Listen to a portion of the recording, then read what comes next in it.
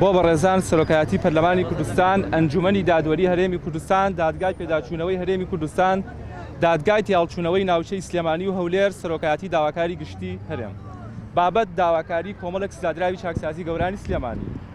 لای هەمووان ڕوون و ئاشکایە کە هەرێمی کوردستان لە چەند ساڵی ڕابردوودا بە چەندین قۆناغی سیاسی و ئەمنی ئاڵۆز تێپەڕیوە. لە هەمان کاتدا قەیرانێکی ئابووری و دۆخی کۆمەڵایەتی ناجێگیر بەرۆکی خەڵکانی هەرێمی کوردستانی گرتووەتەوە. تەنانەت پەیداکردنی بژێوی ژیانی ڕۆژانە بۆ بەشێک لە خێزانەکانی ئەو بەندیانە قورس بووە. بۆیە ئێمە وەک بەشێک لە کەسوکاری سزادراوانی چاکسازی گەورانی سلێمانی بە یاسای ژمارە 3 ساڵی 2006 پەرلەمانی کوردستان ڕۆڵەکانمان ماوەی چەندین ساڵ لە زیندانەکاندا ماوەی زیندانی خۆیان بەسەر دەبن. وەک لاتان ڕوون و ئاشکایە لە ئێستادا بەشێک لەو زیندانیانە ماوەی مانگێک کەمانیان لە خواردن گرتووە، خواردن و خواردنەوە گرتووە، باری تەندروستیان زۆر ناجێگیرە، داوای کارکردن بە جێبەجێکردنی مادەکانی 331 و 332 قانونی ئوسولی محاکەماتی جەزایی ساڵی 1970 دەکەن کە تایبەتە بە ئازادکردنی بەمەرج. بڕیاری ژوایە گەر بێت و ئەو مافە یاساییە و مرۆییە بۆ ئەو سزادراوانە دەستەبەر نەکرێت، ئەوە ڕێژەی سزادراوانی ماگرت و زۆرتر ببن.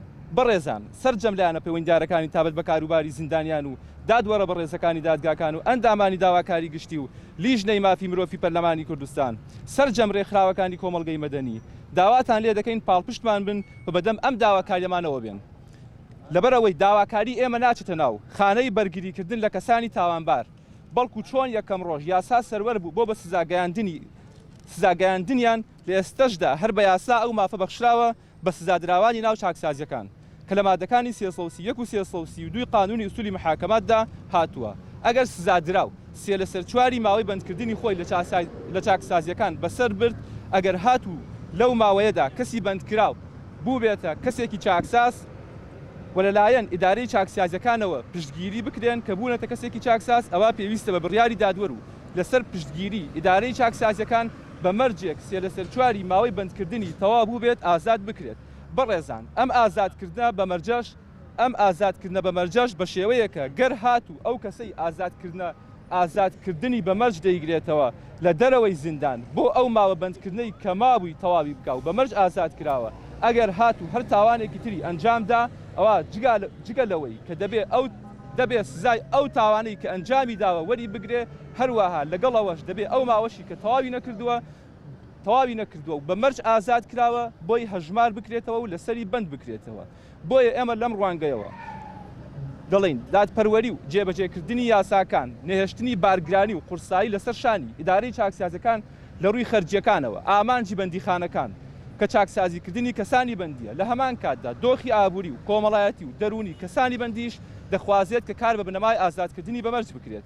بۆیە داوا لە هەموو لایەک دەکەین بەدەم داواکاری یاسایی و مافی زەوتکراوی سزادراوانمانەوە بێن. لێرەوە بە پێویستی دەزانین سوپاسی هەموو ئەو کەس و لیژنە و ناوەندانە بگەین کە هاوکار و خەمخۆرن بۆ بەرگریکردن لە مافی یاسایانەی ئەو سزادراوانە. داواکاری کۆمەڵێک لە سزادراوانی چاکسازی مانگرتوانی سلێمانی. دەستان خۆش بن. سزادراوانی کە بە تۆمەتی تیرۆرن نزیکەی 200 کەسە بن، بەڵام زۆربەیان عەرەبن و هەمووشی شمولی ئەم ئازادکردنی بەمەرجە ناکا.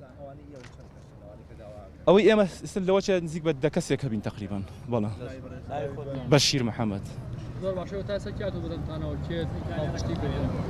وڵای ئەوەی کە ئێمە ئاگادار بین دوور و نزیک لایەنە پەیوەندیدارەکان دوور و نزیک لە کۆبوونەوەدان و بە تەماشن لەم هەفتەیەدا کۆبوونەوەیەک بکەن لە ڕووی بەڕێوەبەری چاکسازیەکان لەگەڵ دادوەرەکان بۆی بڕیارێک بدەن. ئێمە داواکاری ئەم بەیاننامەمان بە لایەنی پەیوەندیدار بگات و ئەم داواکاری ئێمەش لایەن ئیدارەی چاکسازیەکانەوە پشتگیری دەکرێت و ئەمانیش لەگەڵ بۆچوونی ئێمە لەگەڵ داواکاریەکانی ئێمە.